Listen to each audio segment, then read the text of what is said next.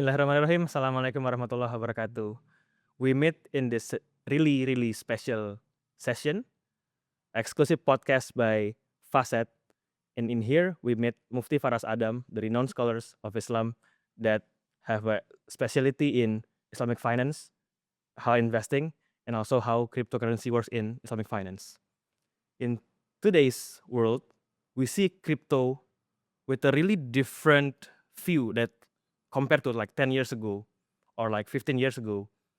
Right now, crypto is becoming more serious. Even few days ago, we heard that Trump is announcing that US will have a strategic reserve for crypto, including Bitcoin, Ethereum, Solana, XRP, and also Cardano, and which many of you may be aware about the 60% pump of Cardano after that. But the point is, it's becoming more serious, not like 10 years ago, not like 15 years ago.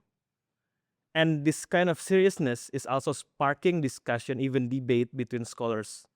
We see some scholars that take opinion that it's fully haram. There will be no opening chance that crypto could be halal. But we also see some scholars, including Mufti Faraz, that take opinion that it's permissible, and if has some condition, it could be halal, like any other asset class. And today's discussion will deep dive about the permissibility, about how crypto works, and about how we can see crypto from the fikih muamalah perspective.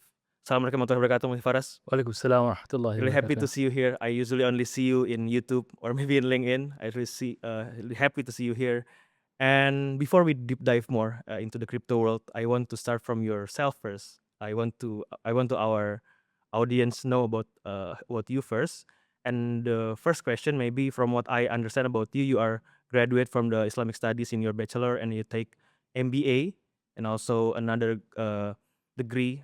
Even right now, you have a PhD in Islamic how Islam see NAI, and you also have a accountant degree or like certification. Maybe I want to know story of you about how you learn about Islamic studies and how can you start learning about blockchain, crypto, and maybe AI, because I'm not seeing many scholars focusing on crypto right now, and I see from your LinkedIn, from your post, from your writing, from your talks, you're really focusing on this. Bismillah ar-Rahman ar-Rahim. Alhamdulillah Rabbil Alameen. Wa sallallahu wasallam ala Sayyidina Muhammad. So it's a very good question, and it's an honor and a privilege to be here in Indonesia with you. Indonesia is one of those countries that I really enjoy. There's so much happening in this country, so it's brilliant to be here again. Look, knowledge is a journey, right? A person doesn't become a scholar, you continuously be a student and you grow. That's the reality. There's no end in the ocean of knowledge. Knowledge is an ocean without any shore. So you have to continuously learn. If we don't learn, then we've ended our life's purpose. Allah has created us to be curious. Allah has given us intellect, this aql that we have. So to service that and to understand Allah, we have to continuously keep learning and growing. We grow by learning, and we begin to diminish and fall by stopping to learn. So these qualifications which you mentioned are just part of that journey. The most important thing when you are a student of Islam and Sharia, it's all about problem solving. Fiqh that we study, it's about problem solving. If we can't solve today's problems and lead the people, then how do we give the people the guidance? Because Quran is hudal linnas, isn't it? In the first, second Surah Al-Baqarah, Alif Lam Mim, ذَلِكَ الْكِتَابِ لَا رَيْبَ فِيهِ, then Allah says, هُدَى لِلْمُتَّقِينَ. It's huda. Huda is guidance. How do we guide the world, lead conversations, make the world a prosperous place for people, a harmonious place, a place of positive benefit and growth, if we can't contribute to that journey? And so if the Quran is guidance, we have to guide. And for guidance, we need to learn. So this is the reason why me personally, I'm very passionate about continuously studying and translating that study into problem solving. Look, the Muslim Ummah were the greatest thinkers that we have. Like, look at history. Look at our own history, the golden age, algebra, maths, flying, flight, technology. So many great Muslim thinkers have come and contributed to the world. The world that we have today, algorithms, right? Algorithms is running everything that we do. Who made that? Who introduced this idea? Where does it all come from?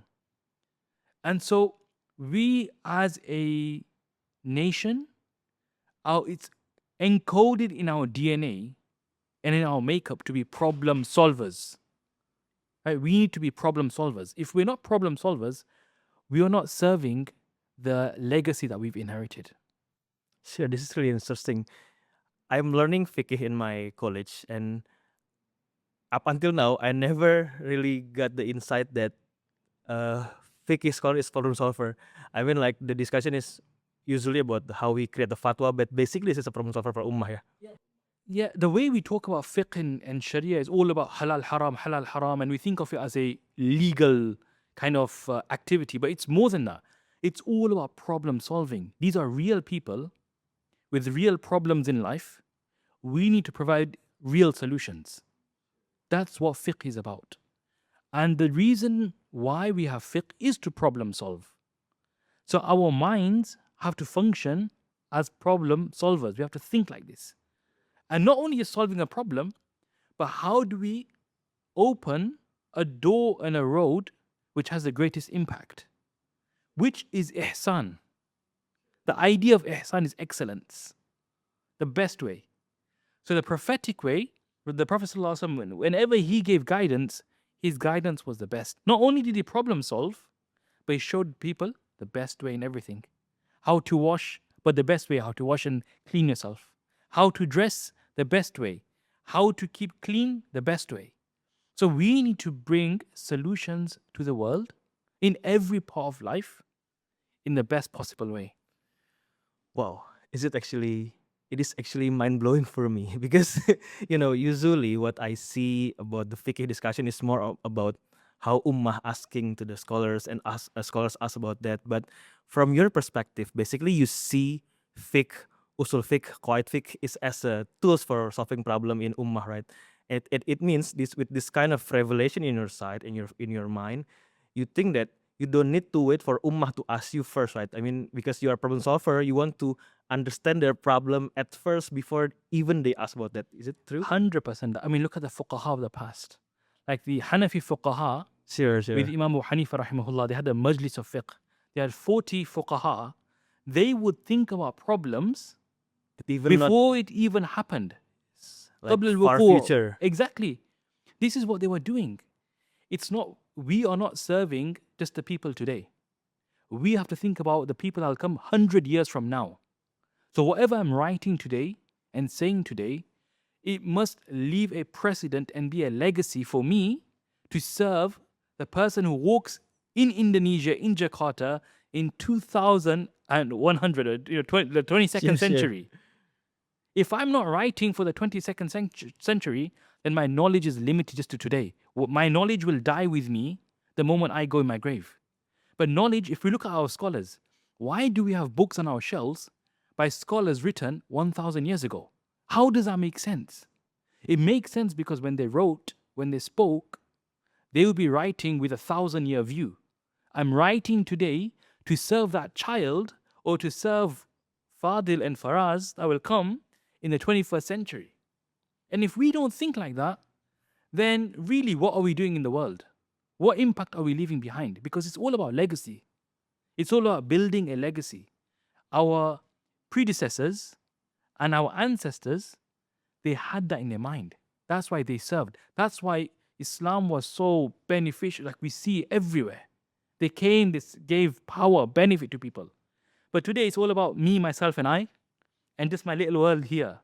So we need to create a movement of people where we all are looking at the bigger picture, long-term thinking, problem solving, and building a better future together. Sure, this is really cool, and I hope that many people from our ummah have this more mindset because we have so much problem in our side, and we cannot like just left this is not important. We cannot discuss this, and this kind of mindset can help all of them. And actually, I have a follow-up question for you, and because some of people, when I talk about crypto, when I give a talk or give a writing a post about crypto, some of the person ask me, "Hey Del, is it really important to discuss crypto? We still have many scholars that say it haram. Why don't we just take the safest opinion that told that this is haram and just leave it? We focus on more halal things." How do you think about that kind of opinion? Like, okay, just leave the different opinion from ulama and we just focus on the halal one. See, the problem with this is we use the wrong terms. The words that we use shape our thinking. Because we're using the word cryptocurrencies continuously, it builds a perception in the mind that you're talking about these currencies which are like Money. black market currencies or private currency. Sure. This is the problem. Cryptocurrency is the wrong term. That's why at Fasset we don't look at it as cryptocurrency. It's asset. It's digital asset, but not only that. In anything, there's always some good and some bad. So let's forget about the halal haram. Let's look at the benefit. What is the benefit of this? This technology that we have, can we use this technology in a beneficial way? If it is beneficial, then who's going to say it's haram? That's the thing. So what we don't do is we just focus on the legalities. We focus and complicate the matter, but we don't really analyze and understand. Okay, let's take a step back. What benefit does this bring to the average person in Jakarta? How can they benefit?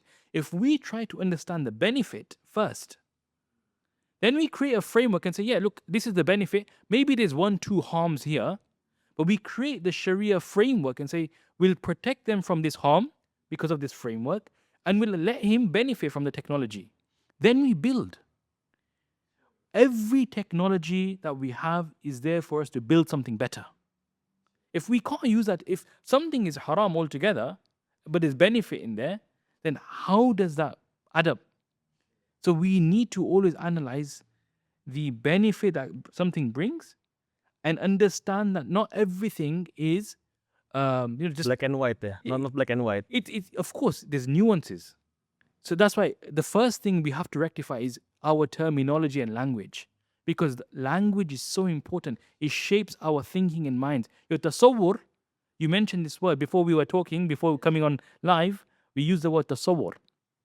This idea of perceptions. So we have to, the language that we use, the words that we use, it creates perceptions in our mind. So that's why we shouldn't use the word cryptocurrency, because majority of crypto are not currencies. It's basically an asset. But these assets have genuine benefits. For instance, let's talk about some benefits. It's cheaper for me to use a digital asset to send money from the UK to Indonesia and to remit. Exactly. Now, Faster also. It's faster, it's cheaper, it's quicker.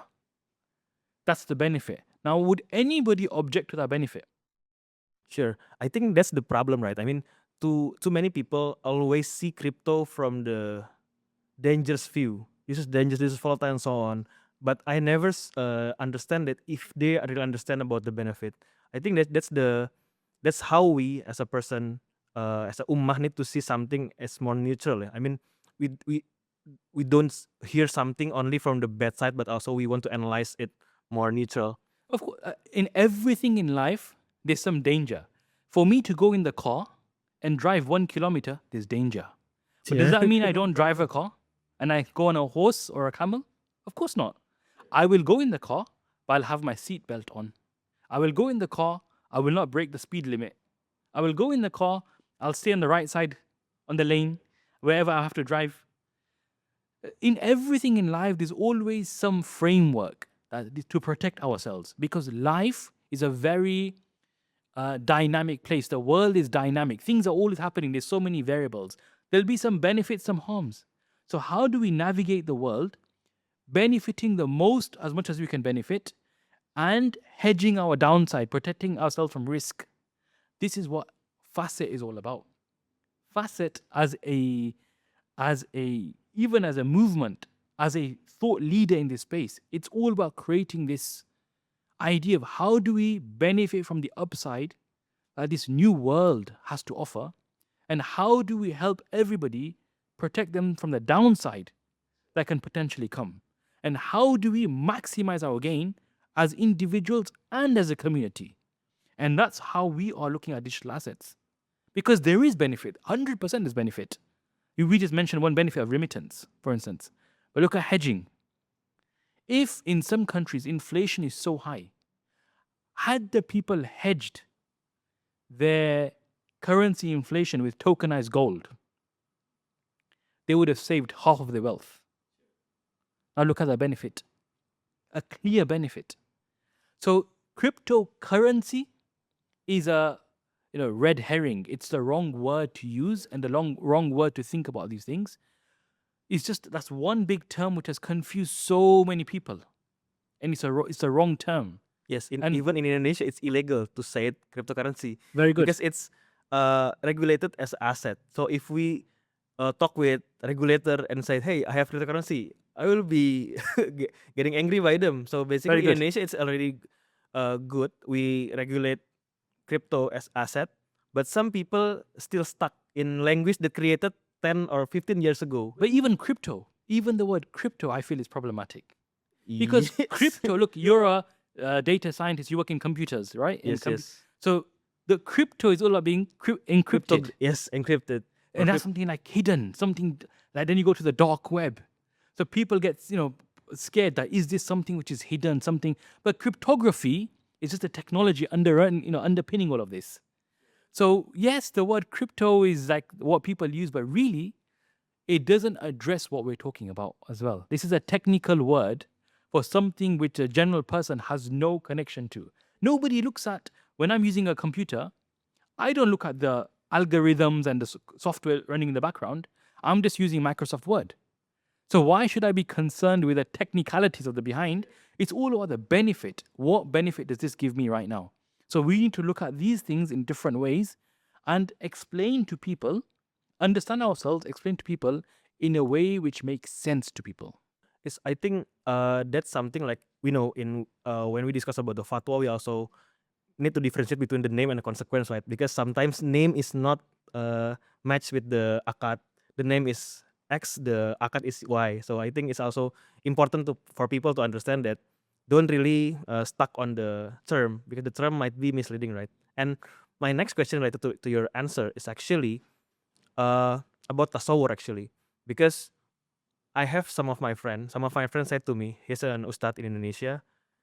Some of the audience or ummah is give critic to him because, hey, why you discuss something not too much on the detail of the discussion, not on the dalil, not on the fatwa. And he's confused because from what his understanding, when we want to discuss the contemporary fiqh condition or fiqh object, we need to firstly understand about the detail of the tasawwur, right? I mean, the tasawwur, or like understanding the context, the full context of the problem. That's the first thing to understand. And sometimes people pushing more on the what's the dalil, what is the hadith or Quran that this is based on to. What's your view about this? I mean, if we discuss about crypto, we need to know first about the crypto itself, right? Can you explain to us, like you mentioned some benefit, maybe you can give a brief information about how crypto works, and basically what is the misunderstanding happen in ummah that related to the tasawwur that may be misleading to the different fatwa. It's a very good point. It's very important. In fact, it's necessary for a mufti and a sheikh and a scholar to understand the issue at hand and get the correct tasawwur and then give fatwa. Al-hukmu ala shay far'un an tasawwurihi. This is a famous principle in Sharia, that the ruling against something or for something is subsequent to understanding that thing. If you don't understand something, you can't talk about something. That's jahl and ignorance. So it's extremely important to first understand what you are giving fatwa on, understand it in detail properly, and then give the fatwa. Now, why are there different views and different opinions about crypto, and where do they stem from? Or let's use the word digital assets now. The reason is because there's two sides to digital assets. There's what the intrinsic side and the extrinsic, the internal and external. What's the internal? People look at the mahiyya and the essence of digital assets. What are they? That's one thing. So some scholars argue that they're la shay, they're nothing. It's nothing. It doesn't exist. Right? Because it's digital. It's digital. We can't touch it. It's not tangible. But website also digital, right? Exactly my point. We live in a world, and increasingly, the world is becoming digitized and intangibles. If we say this is impermissible, then what about software? What about PDFs? What about domain names? What about this? What about that? Everything we do. Look at your phone. Everybody right now on their phone, probably, if you have an Android phone and an Apple phone, you probably get your screen time. It tells you every week how much screen time you've used. Probably every person must be using their phone 5-6 hours a day, minimum, right? It's how much we are engaged with the online world and the digital space. Are we saying that none of that exists? Is that all just nothing? Of course not. Most of our transactions, most of our education, most of our communication is done online. When you are watching somebody on YouTube or an online podcast, is that real or fake? It's just a common sense question. It's as real as you sitting next to me. It's as real as you sitting next to me. Like if we did this online, it'd just be as good as being face to face. Yes, face to face has that connection. We can talk, we can see each other. And it's good to meet in person. But it's a connection nevertheless. So the online world, the digital world, is a real world. Now, some scholars argue, well, crypto is not something tangible, or digital assets are not tangible, then is it really mal? This is a discussion. Because mal, it means property in Sharia. And the definition of mal is ما يميل إلى الطبع ويدخر إلى وقت الحاجة. That what people incline towards and desire, and it can be stored. This is a technical definition of mal, property. So the scholars argue, well, can't be stored. It's not something physical like a desk or a laptop. But the thing is, I can store data. It's muddakhar ila waqt al-haja. Data can be stored online. I can have a USB drive and store data and retrieve it later on. So it fulfills the criteria of iddikhar, of being stored. In addition to, it's ma yamilu ilay taba'. What does that mean in fiqh? This means the fuqaha mention something becomes halal when you can benefit from that thing. So maliya and taqawwum, the idea of taqawwum and being halal and having maliya, it's all about ma yakunu muntafa'an bihi, something which is beneficial. So if we can find beneficial use cases in technology, and there's no clear haram thing. On top of that, we know the Sharia principle is al-aslu fil ashya al-ibaha.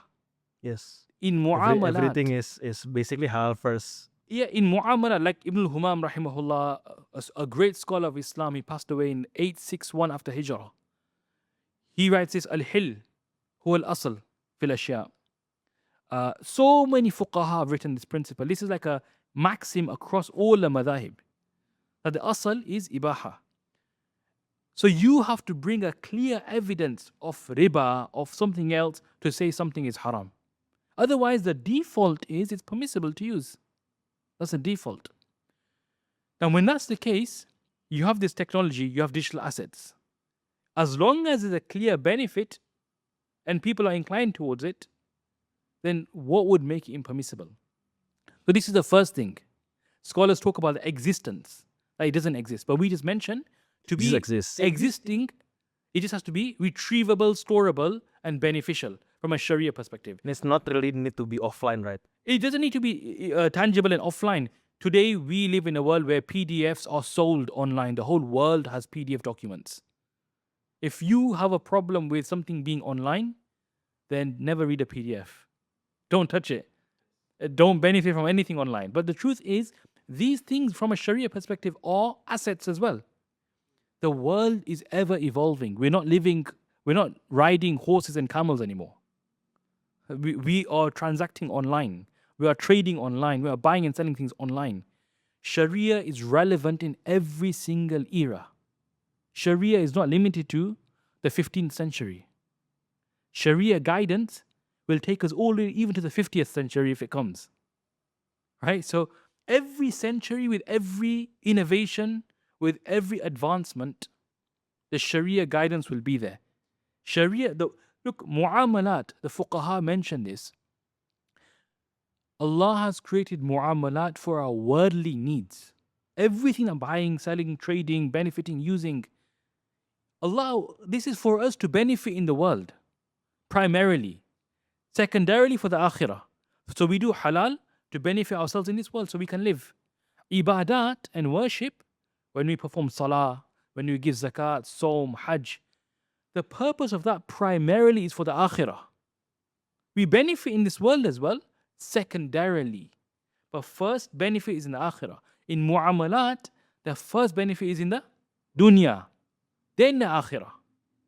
That's why Allah has created mu'amalat with ease, so we can fulfill our needs. So this is the first issue with existence, right? The second point the scholars raise is the issue of extrinsic issues. For instance, Yes, like people said that stocks have company back, or maybe gold have like world know that gold is precious, but how for the crypto? so digital assets can tokenize gold. It's a different Sure. means. Like That's all it TaxG, is. right? Exactly. Like on Fasset, we have tokenized assets. So is it in some countries, it's dangerous to actually have a gold bar at home. In many countries, it's not safe. When you go on holiday, you'll be always thinking, I've got a gold bar at home. What if somebody breaks in? Yes, people can rob it, right? Of course. Where crime rates are high, people are worried. Are you going to walk around with your gold? Do you take it with you on a holiday? Do you bury it in the ground? Why not just buy digital gold? And that you can have cold storage and you can keep your private keys with you wherever you go. And that's yours.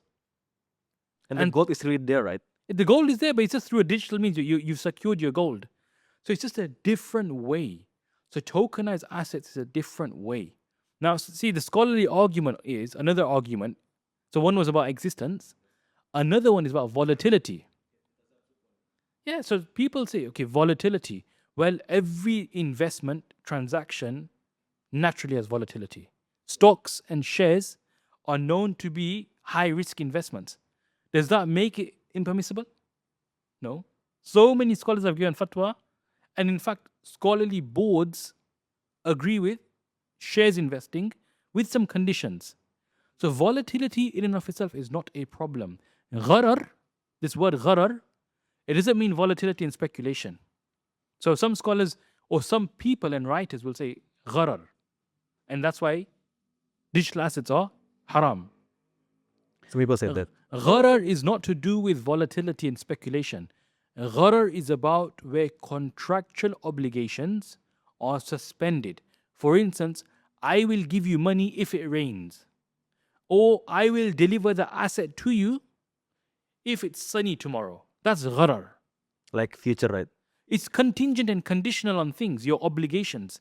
That's what's not permissible. Because if it doesn't rain, I won't pay you. If it's not sunny, you won't get your asset. That you stand to be harmed.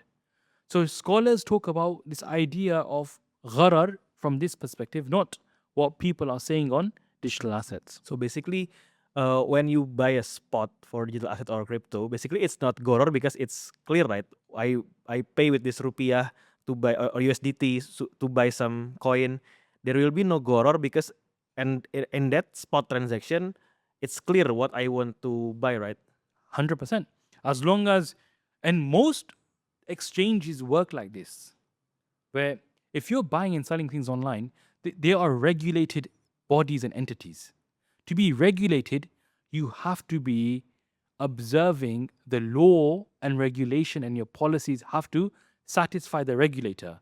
All our contracts, majority of our trading done online now, fulfill the core Sharia requirements of price transparency, having a defined price, a defined asset, having no uncertainty. Everything should be clear.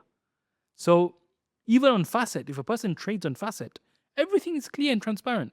You know what you're doing, what you're buying, what you're selling, the price and everything. That's the Sharia requirement.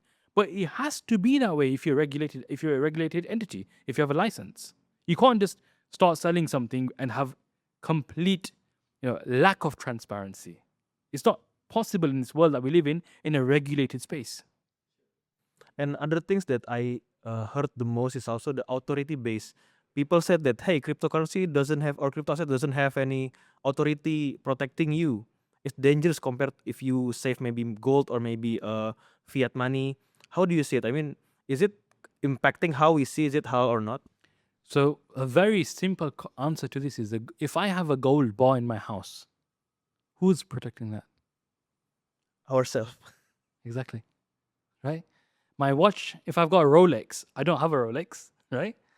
But if I had a Rolex watch, who's protecting that? Exactly. So the truth is, this idea of protection isn't absolute. Halal and haram doesn't depend upon protection. There's some things which are regulated, some things which are not regulated. The risk you bear. Yes, it's always regulation in these types of activities, trading online, because you could have some bad actors in an industry who want to, maximize their own gain. That's why regulation, using regulated entities, license exchanges, is the best way to trade in these things, where you have protection, because you might not be aware, and there's many people out there. So whenever you're trading, always use platforms which are regulated, licensed, where you can talk to the people, you know who they are, you see their faces, you can connect with them. That's really important. But the issue of people doing bad things and wrong things and not being protected, that in and of itself doesn't make something haram, as we discussed. Otherwise, the gold at home and everybody who's watching and every this, our asset will be haram. all of our assets, will they be haram? Of course not. But yeah, definitely there's risk in everything that we do. There's risk in everything. This is the world that we live in. We all stand to lose. And Allah also instructs us through the story of Surah Yusuf alayhi salam's story of how he mitigated risks, right? And how he stored for the famine. This idea or the dream that was mentioned. So the idea of risk mitigation is something which is real in Sharia. It's part of life. The Messenger of Allah also risk mitigation techniques. We will always try to mitigate our risks as much as possible. That's good human practice. And that's why, yes, trading properly, being knowledgeable. This is why knowledge is so important. One of the best ways to protect yourself from risks is gaining knowledge. That's the reality. The regulator comes in to help those people who don't have the knowledge. Investment advisors sometimes said that risks come from not knowing. Basically, some people that have so much maybe dump in their asset, basically maybe because themselves, right? I mean, it's not like purely because the nature of crypto, but because they don't know how it works, because they don't know how to invest, right? I mean, any investment, not only crypto, not only digital asset, sometimes brings a bad things, not because the asset itself, but because of the person itself, because they are not understanding, not learning. They just deep dive into some investment asset without any knowledge about that. This is the biggest problem we have today in the world. The biggest problem is we want shortcuts. I want the most money by tonight without doing any effort. The world doesn't work like that. If you want to gain, you have to put the effort in. This is a golden principle in Sharia, that with benefit, you have to put the effort and risk in. They work together. Risk and benefit work together. Rewards and effort come together. So that's why the Quran is continuously talking about Jannah with what? You striving. وَالَّذِينَ آمَنُوا وَعَمِلُوا الصَّالِحَاتِ. Those who believe and do good deeds. What is that? Effort. Then you get Jannah. So even in this world, this is a golden principle that to gain anything in this world, you have to put effort. Effort requires knowledge, understanding. You have to learn about technical analysis, fundamental analysis, what you're investing in, why you're investing. Why are you investing? What's your investment objective? What are you trying to achieve? What are you trying to do? Why should you have a diversified portfolio? Why should you invest in this asset and this asset? It's not just about, yeah, my friend told me, buy some Bitcoin on Friday, on Monday you'll become rich. That's completely wrong and bizarre. Nobody invests like that. You shouldn't invest like that. Rather understand, learn. If you want money and you want to earn, which is a good thing, there's nothing wrong in Islam about earning money. It's completely fine. Use that tool that Allah has given to you in a positive way. Spend on yourself, spend on your family, spend on your community, invest, grow. Because growth starts with ownership. And this is why in Fasset, we want people to become owners. Because once they're owners, they become builders. We can't build if you don't own. You have to first have a brick, then another brick, and another brick. That's when you build something. But if there's nothing there, how can you build anything for tomorrow? So if we want people who are prosperous, people who are positive, people who are impactful, a community which really has economic power, which is successful, which is positive, every individual in a community has to be asset owners. And when they're asset owners, they become freed from debt. They become freed from riba. They become freed from other people over empowering them and utilizing them in a way which might be wrong. They're freed from slavery. So that's why we want people to be asset owners. That's where it all starts from. And thereafter you can build people. Sure. And another things that becoming critics for crypto or digital asset, some people said that this asset created out of thin air. I mean, okay, for something like PaxG, the gold-backed crypto, or maybe the USDT or USDC, the stable coin, maybe people can understand, okay, this is backed by real gold, backed by real money, real fiat money. Okay, I can understand that. But how can we answer the question of how about Bitcoin, how about Ethereum, how about Solana and other coin that they said it's created from the thin air and don't have any backup. So some people think that this is only pump and dump game. We don't. It's not having any fundamental. Then don't have any like backup like in stocks or in gold backed asset. How can we answer something like that? Yeah, so, well, for something to be created from thin air, right? There's some effort that's always gone in. Whoever's created something, it's not about how it was created. There's many ways. When you create something online, the effort required is far less than building something as a table. It'll take more time. Yes, in a digital space to create things is easier because you're just running code, right? But when you're building this, you have to break wood and logs and get an axe and break and a hammer and tools. So of course there's going to be a difference in the effort expended when you're creating something online versus offline. But put that aside, focus. What are the benefits? For instance, Ethereum. People use Ethereum for real beneficial use cases. If you want to create an app, a decentralized app, you might use Ethereum. How many digital assets have been created on top of Ethereum? Ethereum allows you to run small contracts. These are just some of the use cases.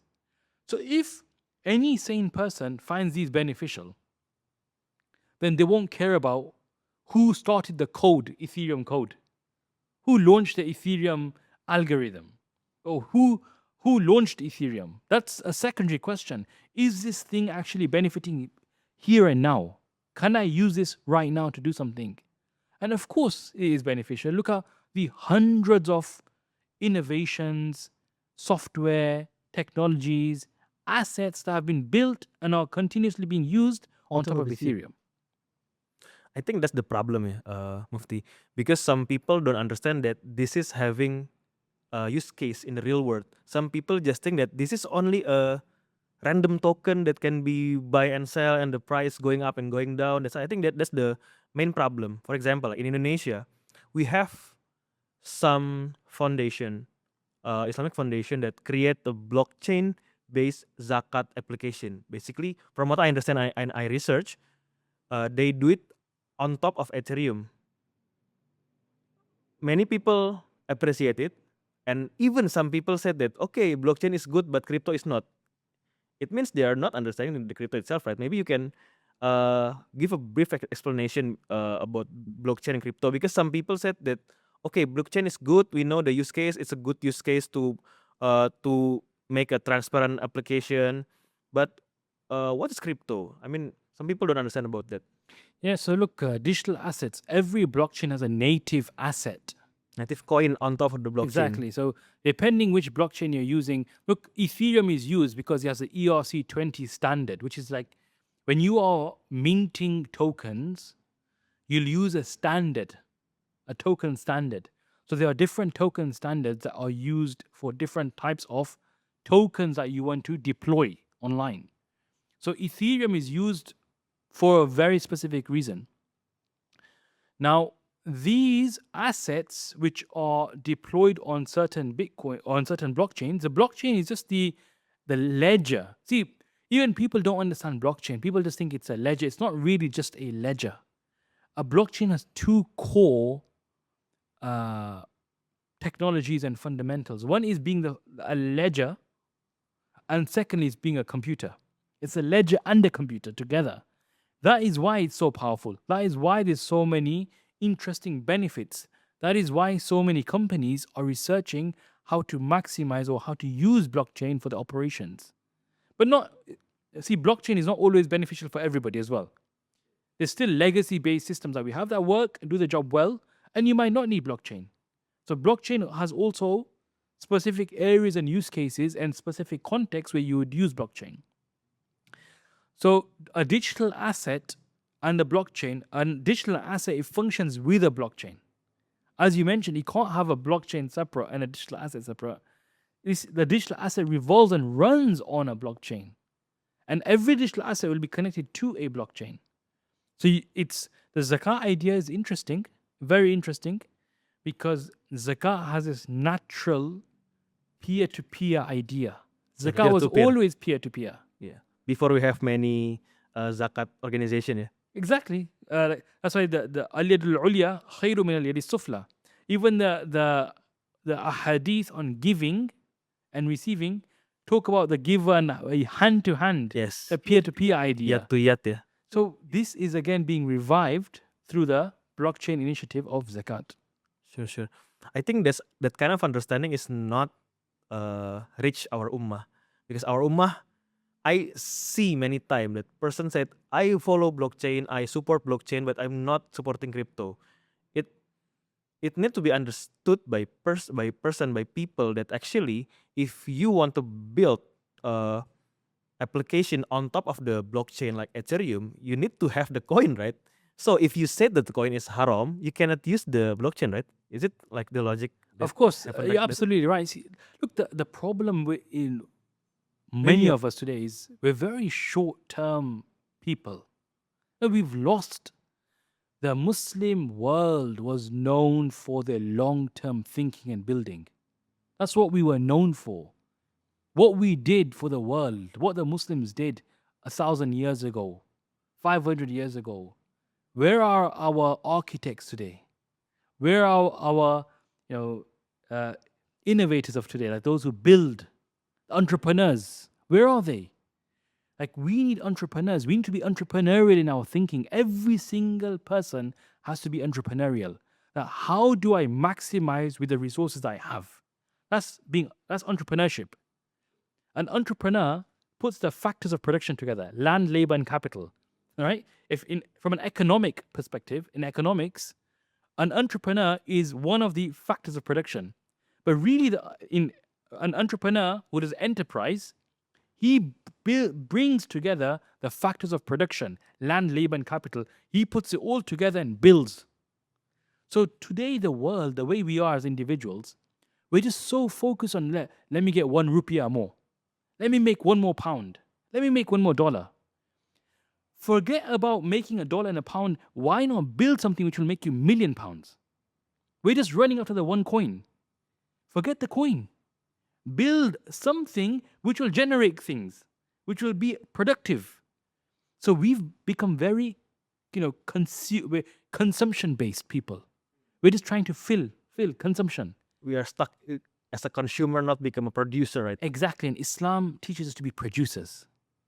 That's what the whole thing. Not be riba is a system of consumption, and Islam is a system of production. So we need to be people who build, and to do that we have to learn, and to do that we have to work hard as individuals.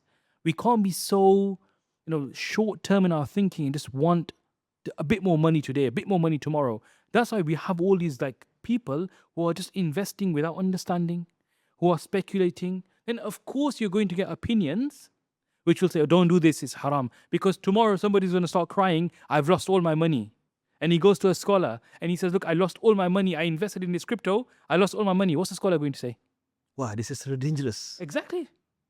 So the problem is not really with the fatwas, But for the ummah, from us as individuals, because we've lost our way as being people. We are now just concerned with consumption. We need to change ourselves. That's why in the Quran, what does the Quran tell us? That Allah does not change the people until they change themselves. they change themselves. That's why Allah confront riba with buy, right? Because riba is consume and buy is creating, right? Exactly that. أحل البيع وحرم الربا. This is a principle of the Quran.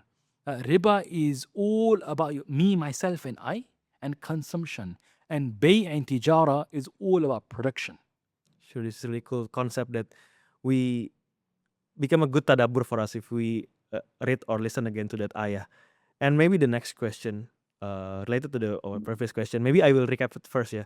So basically, if we see some people or some person said that crypto or digital asset is haram because it's not exists, it exists. Because exists it's not only because it's offline, right? Online also exists.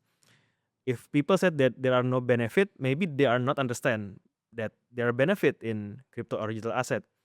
And if people said that it's created out of thin air, it's not, because we need our time and effort to do that, right? I mean, Solana and Bitcoin and Ethereum and other coin is not created suddenly, right?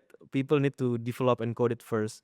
And next, frequent question from maybe my friend or my community is about the pricing.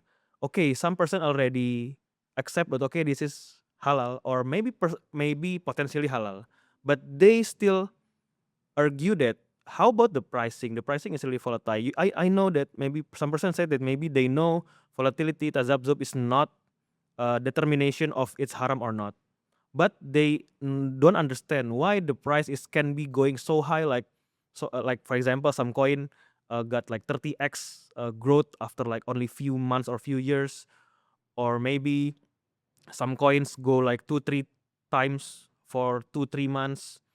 Maybe you can explain how this pricing happen. And maybe some person said that if I invest in real world business, maybe for example, I invest in restaurant, the restaurant itself creating a value that become my profit and became my return of investment. But for crypto, how basically the price is created, and the bottom line is some people is not understand and not comfortable with the concept of our money can be doubled or tripled that easily. Yeah, so before we answer the question on pricing growth, I just want to mention one thing which I think is really important. What you initially started with is we're too focused on theory. We are arguing over theory for 10 years, theoretical debates. Instead of always discussing a theory about existence, this, that, the other, let's get everybody in the room Give everybody a laptop, make them do one transaction. Right? Buy one coin. Let them do it. Buy. Now you learn this. What are you doing? How does it work? What are you getting? Teach them what a wallet is, an e-wallet, your digital wallet, your private keys, your public keys. Let them learn. And instead of like always debating on theory and books, we'll be left behind as a community if we're only debating on theory. Give everybody a phone. They all got phones. Make them download the Fasset app. And Make them do the KYC in 5 minutes. Let them do a transaction. Let them learn what they're doing at every single step. Then let's talk. Because if you're not doing practice, then the theory is just theory. It's just in the air. That's thin air, right? What we talked about. So we really need to put people into practice. Learn on the go. You can't be talking theory and not be doing at the same time. You can never learn like that. If I want to learn how to drive a car, do I just sit in a classroom and talk about, if you want to drive a car, this is how you drive a car? Who learns driving by talking about driving? Yes. Nobody. You cannot understand the tasawwur only by theory, right? Of course, you have to sit in a car. You have to learn the rules. You have to drive the car. So likewise, in digital assets, in all of these conversations, the best way to learn something is by doing the thing. And that's why I would say to everybody watching, if you really want to learn about digital assets, stop buying and trading. Yes, be risk averse. Put $1. Put $5. I'm not telling you to put your life savings, but it's not financial advice, by the way. Just like making myself think, protection. But just try with a small amount. Learn and understand on the go. That's what I did. That's how I started with everything. You try it yourself. You have to try yourself. But I'm not trying to make money. I'm not concerned. I don't want to become like rich. That's not my goal. I want to learn. I want to experience, experiment. What can I do with this technology? Because an intelligent person will always try, be curious. You'll engage. If I just sit and debate all day, but I don't do something, what's the point of the debate?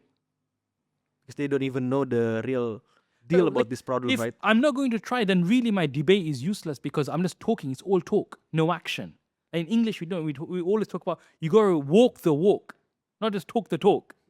So if you want to walk the walk and you really want to learn these things, try, invest, experiment, see the benefits yourselves. What else can you do?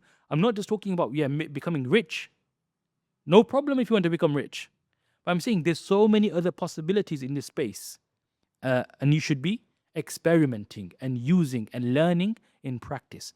That's the first thing. The second thing you mentioned about growth. You probably know this better than me. How long did it take ChatGPT to everybody uses ChatGPT now, right? Its market cap compared to Instagram and all these other apps. If you look, I can't recall the exact numbers, but I think it might have been in a few weeks or a month, ChatGPT reached the market cap, which it took other companies 1-2 years to reach. Yes. Not the market cap, I think more on the Users. MTU, yeah. The monthly transacting, the monthly active users. That's it, yeah. So how can that double, triple and reach such heights, right?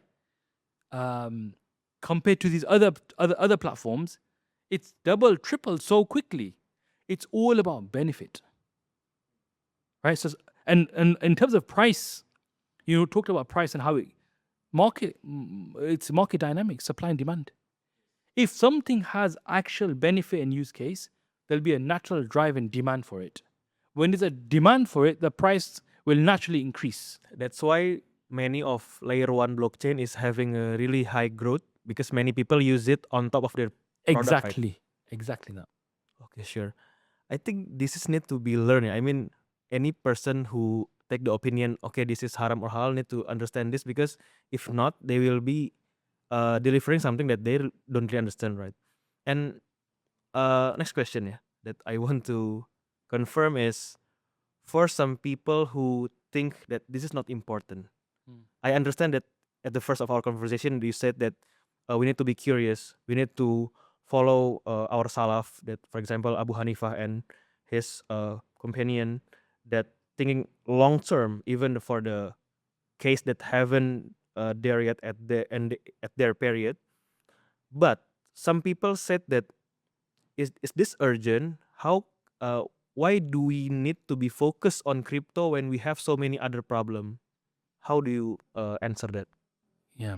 We have 1,000 problems in the world, but every problem needs to be addressed.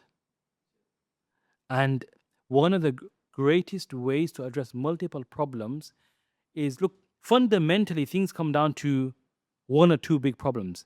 You have social problems, you have faith problems, and you have economic problems.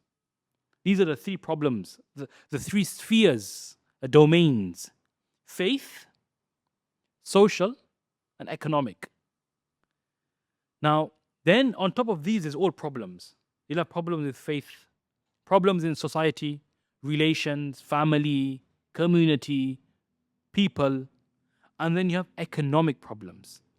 So how do you solve each one? We need to find solutions which treat these problems from their root. Economic problems, for the most part, is because we ourselves as individuals are not asset owners. We're always paying rent. We are always paying the creditor. We're always in debt. So we need to find a solution which makes people asset owners. And digital assets is perhaps one of the best ways, because you can have fractional ownership. Now, you don't need to have $100 million to buy a property in New York. I can have 1 cent and buy a stake in that building because of digital assets. Basically, this is really similar to stocks, right? But even better than stocks, because stocks can't be the settlement time. Stocks markets are only open Yes. 9 to 5. We have open time and Settlements, close time, right? weekend is off. This is 24-hour borderless. You can now invest and tokenize different assets from across the world. You can have, sitting in Jakarta via the Fasset app, you can get access to some stocks, ETFs that you could never get access to before. So in Fasset, we also have ETF, not only crypto. Absolutely. Everything from a Sharia compliance perspective. First of all, we have a very strict Sharia framework. You know, they have to. We have debates in Fasset. Literally, we have debates, and I'm being very honest and transparent here. Debate on which is permissible to be Like launched. some of the team will say, we want this coin. I said, it's not not halal, not halal. Because the coin maybe really have And they high will growth, debate with, look, it's good. Me personally, I like it when people debate with me. It's knowledge I learn when people challenge me. So I don't look at you, oh, if you're not a scholar, then you can't debate. No, challenge me. Ask me, because if I can't explain something to you in a way which makes sense, that means I haven't understood it. So I like it when people debate and challenge my own thinking. I don't see myself sitting on a throne and say, oh, halal. It doesn't work like that. Everybody's equal in a conversation. I have to be able to explain something in simple, plain English, which makes sense. So in Fasset, we have this rule. I don't mind anybody challenging anything I say. I love it. That's where I thrive and grow. Because we want people to benefit, truly benefit. Our focus is on the individual. How do we give them the best and protect them as well at the same time? So sometimes there'll be an asset where one team member will say, no, we want this asset. When I do the Sharia screening and review, I will say, nope, not Sharia compliant. And they'll say, why? They'll debate with me. We'll go back and forth in a debate, back and forth. There was one digital asset we were looking at for maybe 1.5 months, 2 months. Debate never finished in those. But then in the 1 end, I agreed with my team member. month. my colleague. You changed your opinion I because you changed my understand more. opinion because of him. Because he was like, he had merit in his conversation, in his opinion. There was merit. And that's fine, because we learn from one another. And it's not just, we have to always be curious, always review your own learnings, be open to learning more. So that's how I see this whole journey. Basically, we can say to people that it's safe to invest in Fasset, yeah, because you already have a really strict. Well, you're not investing in Fasset, you are investing in yourself through Fasset. That's how I like to say. You're investing in yourself through Fasset. To close this session, last question from me. I remember clearly that I read one of your posts in LinkedIn that you tell a story about person give message to you that the bottom line is, hey, please stop this. Hey, please stop discussion of crypto. This is you have different opinion with majority of scholars, and maybe you can give us actually, me personally is sad when I read it. I mean, we have a 14th century of history of different opinion. We have 4 mazhab. We have even different opinion inside the mazhab. But why I see that for crypto, for digital asset, it's becoming like if I follow the opinion of halal, person judge me, or person judge the person judge the people that took that halal opinion. How can you say to the ummah to see that like this different opinion? It's okay to be different because scholars have different opinion, but what's your message to us in ummah? Yeah, there's a saying in English: an empty vessel makes the most noise. Something which is empty, it makes the most noise. And that's the reality. Because we're so empty internally as humans and individuals, we have no knowledge, we have no good manners, we haven't built anything within ourselves. That's why we just keep talking. If we just focus on ourselves and invested in ourselves and spend more time learning, building ourselves, you wouldn't see all these comments. It's a lack of knowledge, which is the root problem that we have as individuals across the world. Muslim, non-Muslim, whoever you are, wherever you are, we are not educated. We're not building ourselves. So we need to focus on ourselves. We're too distracted by the world around us. We're too distracted by, what's on TV tonight. We're wasting our time. Time is the greatest commodity. If you are too busy just watching TV all day, you're too busy just like online and playing games, then of course you're not going to have the time to learn, read, and understand things. So we need to change our priorities. We need to cut out all the distractions, focus on what really adds benefit to me and what benefits my children and the progeny to come, and have high aims and goals in your life, have ambitions. What legacy do you want to leave behind for the world, for 20, 30 centuries ahead of you? That's how we need to think at every single person. Now imagine in Indonesia, what's the population? 300 million? 280, I think. Okay, 280 million. Imagine in Indonesia, you have 280 million people who are thinking like this, that we are builders. We want to change the world. We want to add to the world. And this is how every single child, mother, father, brother, sister, they're thinking like this long term. I promise you, Indonesia will change the world. You will be the leading country in the world if you had this mindset. The builder mindset, not the Change consumer mindset. begins with the human being. A country is a sum of its parts. What is a country made of? People. So we need to empower people, and that's what Fasset is all about. Empowering 280 million people in Indonesia.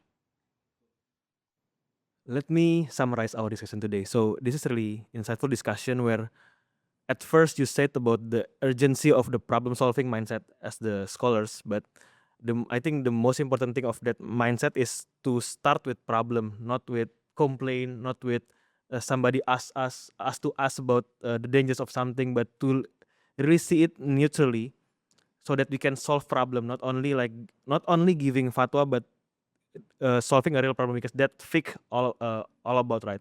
And we also discuss about different opinion of scholars, and you address it.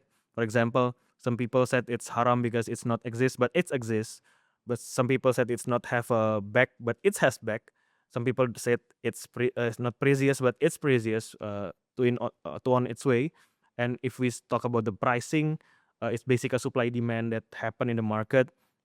And to understand this, you need to really learn detail about how the market works, how the money works, how the liquidity works.